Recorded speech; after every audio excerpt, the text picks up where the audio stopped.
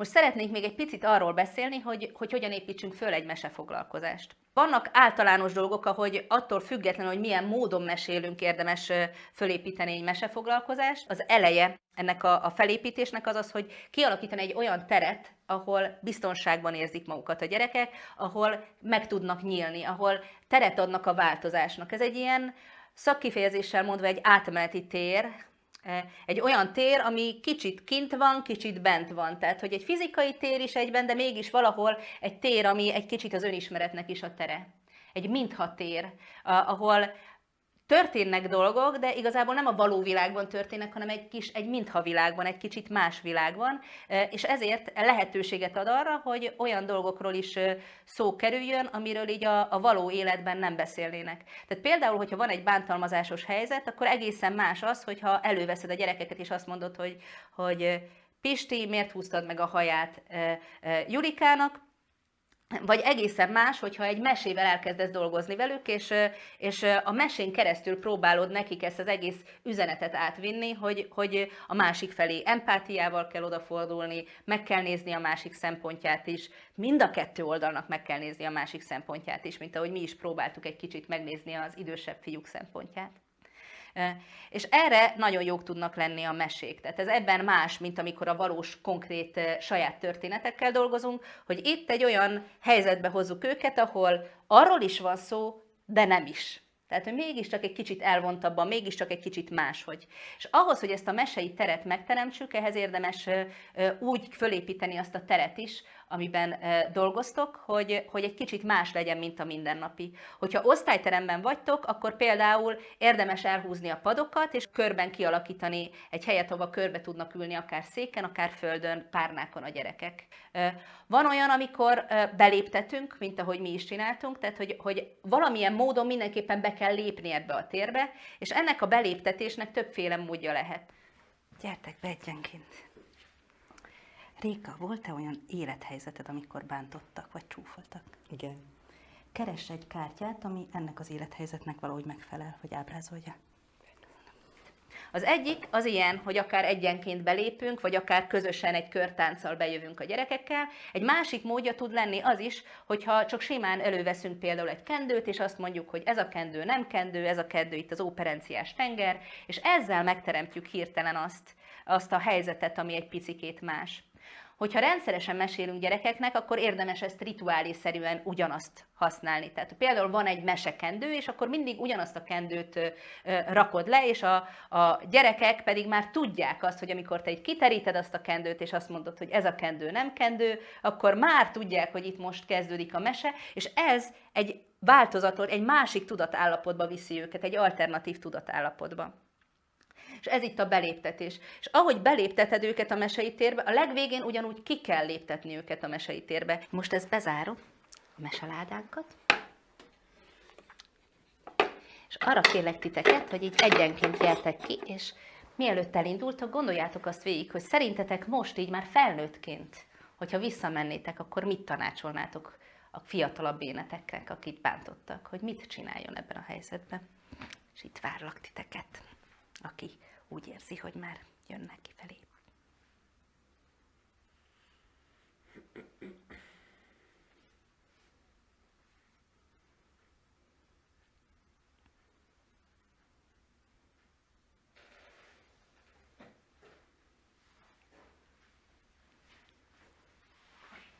Mit tennél, Julcsi? Mit mondanál a fiatal Julcsi?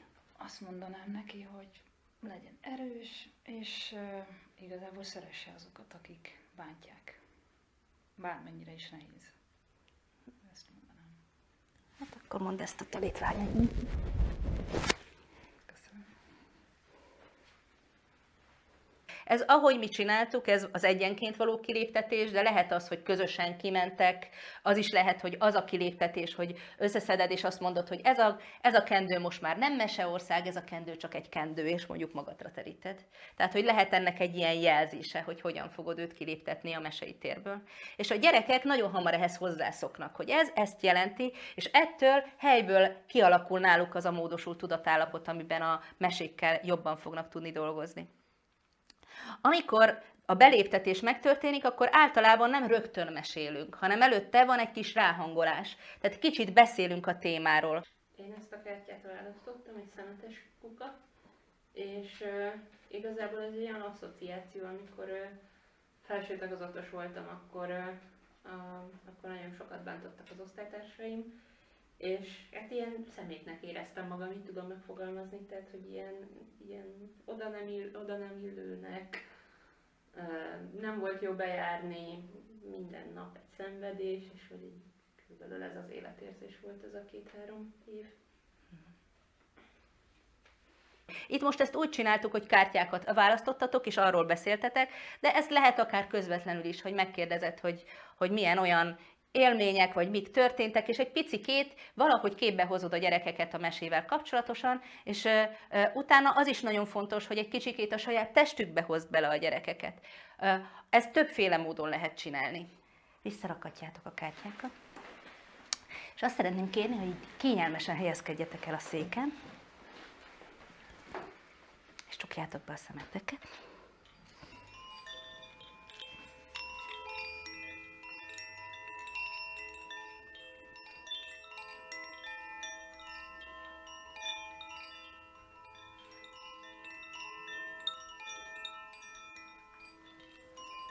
És kezdjetek figyelni a lélegzésetekre, ahogy levegőt vesztek. Be. Ki.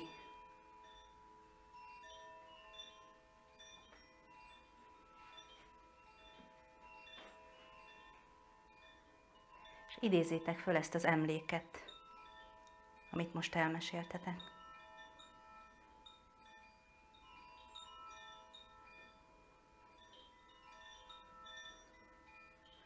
Nézzetek körül, hogy hol vagytok.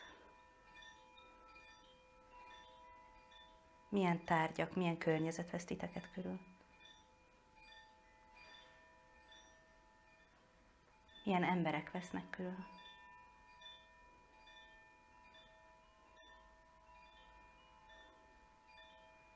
Ki az, aki bánt?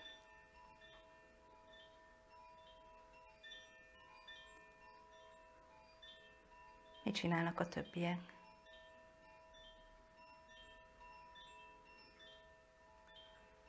És figyelj arra, hogy ez milyen érzést kelt a testedben.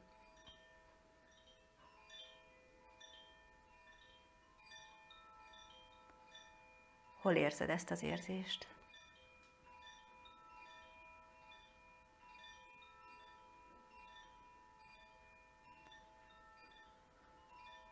A gyomrodban? Torkodban? Hasadban? Lábaidban, kezeidben?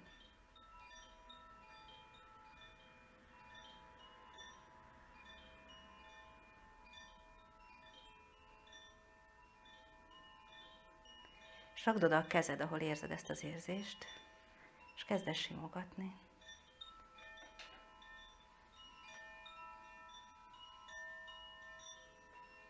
És vegyél nagy levegőket, és fújt ki.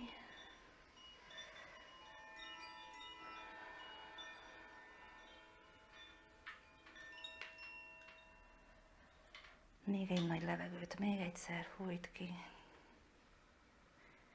És kezd el rázd le magadról, engedd el, rázd meg a vállaidat, a kezeidet. Sóhajts még nagyot, engedd el ezt az érzést. És lassan gyere vissza közénk.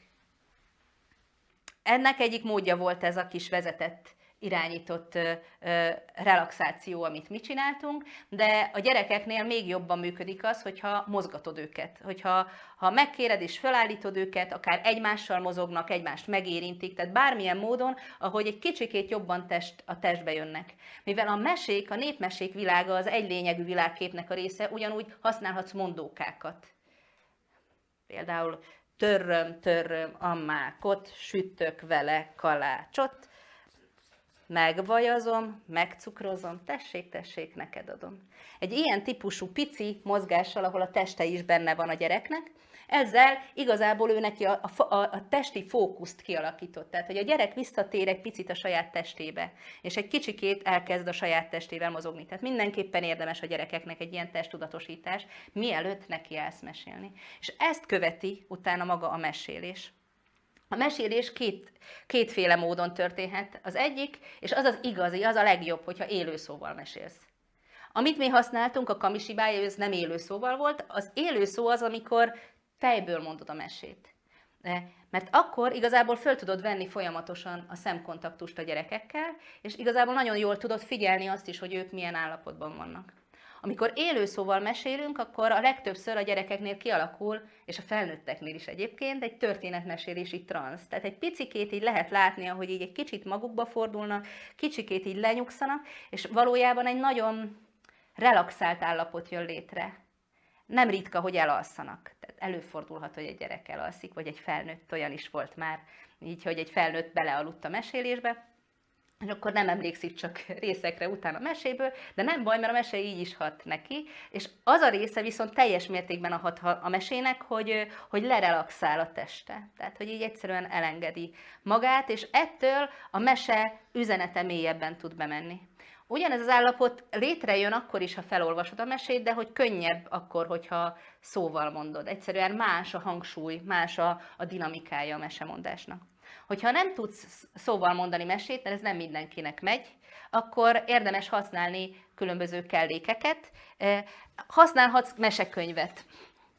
Ez a mesekönyv, amit hoztam, ez most éppen egy Boldizsár Ildikó mesekönyv, amiben csak a mesék vannak benne, és olvashatsz föl a meséből, de akkor is érdemes a meseolvasás közben is időnként így fölvenni a szemkontaktust a gyerekekkel. Hogyha műmesét mondasz, tehát egy olyan mesét, amit író írt, tehát nem népmese, például egy Lázár Ervin mesét, vagy egy Csukás mesét, akkor nyilván fölolvasod, tehát azt nem fogod bemagolni, és az írónak a szándékát sem akarjuk torzítani, tehát azt általában fölolvasod. Vannak olyan mesekönyvek, amiben nagy képek vannak, ezeket egy nagyobb osztálynál viszonylag nehéz használni, mert hát ugye ők nem látják. Tehát itt most, ha lenne egy mesekönyvünk, akkor tudnám mutatni nektek a képet, és csak kevesen vagyunk, és jól látjátok. De hogyha egy 20 fős osztály ül veled szembe, akkor a képeket nem nagyon látják a gyerekek, tehát hogy nem érdemes önmagában képes meséket használni. Hogyha képeket szeretnél, akkor viszont érdemes használni a papírszínházat, a kamisibájt. Itt most egy mesét hoztunk, tehát, hogy az egyik mesét, amit hoztunk, ez a Méhkirálynő, de nagyon sok másfajta mese van. Itt van például ez a Nagy hullám, csak egy párat mutatok, ez például egy olyan mese, vagy egy olyan történet, amit egy japán festmény ihletett. Itt van egy Lázár Ervin mese is, a Hétfejű tündér, ami szintén a szeretetről, meg egyébként egy kicsit a bántalmazásról is szól. Ez például egy műmese, tehát hogy a műmeséket, azokat nagyon jól föl lehet dolgozni kamisibájjal. Tehát ti is dolgozhattok majd ilyet, vagy akár elkészítettek saját magatok is kamisibájt. Amikor nem élőszóval mesélsz, akkor máshogy mesélsz, mint élőszóval. Ha élőszóval mesélsz, akkor nem szakítod meg a mesét. Akkor végigmondod a teljes mesét, és addig a gyerekeknek nem teszel fel kérdéseket, pont azért, hogy ezt a történetmesélési transzt meg tudják élni. Ha kamisibájt használsz, vagy pedig írott mesét, amit felolvasol, akkor viszont van lehetőséged arra, hogy a mese közben álljál meg, és tegyél föl kérdéseket. Our tale is the Bee Queen.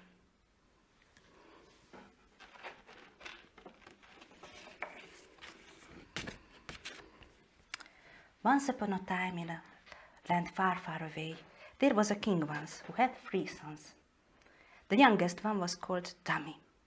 His brothers laughed at him all the time whenever they could. What do you think? How he felt about it? Mit gondoltok, hogy érzett el emiatt, hogy őt Kelekótyának hívták? Milyen érzései lehettek? Szégyenkezett. Shame. Rosszul érezte magát. He felt bad. Mint ahogy mi is itt megálltunk, és így időnként megnéztük azt, hogy vajon az egyik meseszereplő, vagy a másik meseszereplő mit érezhet ebben a helyzetben. Ez nagyon jó alkalom arra, hogy így egy kicsikét belelássanak a gyerekek, vagy belepróbáljanak látni a meseszereplőknek a gondolkodásába. Ha élőszóval mesélsz, akkor az élőszóval mesélés után következik a mesének a feldolgozása. Még így láttátok, hogy itt azért már közben is folyt. Tehát, hogyha kamishibájjal vagy könyvből mesélsz, akkor már közben is föl lehet dolgozni a mesét, és lehet megbeszélni. Ha élőszóval, akkor pedig utána. Hogyha olyan csoporttal vagy kisebb csoporttal vagy nem annyira sok a gyerek, akkor azután, hogy megbeszéltük a mesét, utána van egy olyan, hogy a személyes síkot is bekapcsoljuk, és újra lehet beszélni arról, hogy én mit élek meg ilyen helyzetekbe. Hogyha sokan vannak, akkor ezt nem szoktuk, akkor olyat lehet még csinálni, hogy mondjuk rajzoltatsz velük valamit. Vagy egy színezőt kiadsz, és akkor ők színeznek, és a színezőhöz adsz nekik valamilyen kérdést, például, hogy írd le azt, hogy szerinted neked milyen olyan készségeid vannak, ami egy ilyen helyzetben segít. Tehát valami olyat kell mindig kérdezni tőlük, ami előremutató. És utána, amikor ez is elvégződött, akkor utána van a kiléptetés folyamata, amiről meg már szó esett. Amikor mesét választunk, akkor azt az élethelyzetet kell megnézni, amire a mesének irányulnia kell. Tehát nyilván, amikor mondjuk egymást piszkálják a gyerekek, akkor egy olyan mesét érdemes választani, amiben piszkálják egymást a gyerekek, de még azért annak is nagyon különböző módjai vannak, hogy hogyan piszkálják. Itt például egy családon belüli piszkálást láttunk, ami egy egészen más helyzet, mint amikor egy más közösségben közösítik ki a gyerekeket, de például ilyen kiközösítéses mese a Rút kiskacsa, tehát hogy azt is lehet választani, vagy még egy jó pár másik, vagy ugyanúgy egy folyamatos bántalmazásos mese a Hamupipőke, aminek egyébként egy csomó más üzenete is van a Hamupipőkének, nem csak a bántalmazás, de erre a célra is lehet használni. Tehát, hogy egyrészt megnézed, hogy az elsődleges látható üzenete mi. A másik, amit megnézel, az pedig, hogy a mesének mi a mintázata. Tehát, hogy az egy dolog, hogy mi a kiinduló pont, de hogy hova viszel a végén.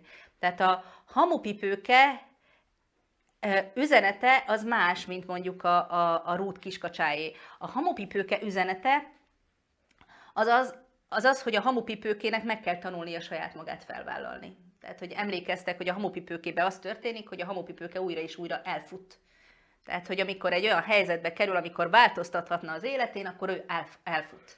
És hogy a legvégén neki föl kell tudni vállalni, hogy belerakja abba az üvegcipőbe a lábát. Ehhez képest mondjuk a Rút kiskacsának nem ez tehát a Rút kiskacsának meg egyszerűen csak föl kell nőnie. Tehát, hogy ott jobban benne van az, hogy egyszerűen élt túl, és keresd meg, akik hasonlók hozzád. Tehát ott annak az üzenete az ez. Tehát, hogy ez egy két különböző típusú üzenet, és ez az, ami a mesének a mintázata. Általában úgy lehet nagyon jól meglátni a mese mintázatát, hogyha aláhúzod az igéket, hogy miket csinál a mesei szereplő a mesébe. Elindult, továbbment, megakadt, megkérte, stb. És ha ezeket aláhúzod, akkor igazából meglátod, hogy mi az az ív, amit a mesei szereplő csinált. Tehát, hogy mi az, amit ő csinált. És azt is meg tudod nézni, hogy meddig van az, hogy ő vele csinálnak valamit, és mi az, amitől ő kezd csinálni. Tehát egy csomó mesében az elején csak sodródik a szereplő. Őt kelekótyának hívták, kigúnyolták, stb. Tehát ilyenkor ő vele csinálják a dolgokat, de nem ő csinálja, és amikor a változás az általában akkor szokott bekövetkezni, ez a mesei fordulópont, amikor ő kezd valamit aktívan tenni. Itt a kelekótya azt kezdte aktívan tenni, hogy utána ment a bátyáinak, és amikor pedig ők valamit tenni akartak, akkor ő megállította, tehát hogy ő belelépett egy aktív cselekvő szerepbe. Általában ezt kell elérni a gyerekekkel is, hogy így valahogy megértsék azt, hogy itt nekik aktív cselekvő szerepbe kell lépni, abból, hogy hagyják, hogy velük történjenek a dolgok.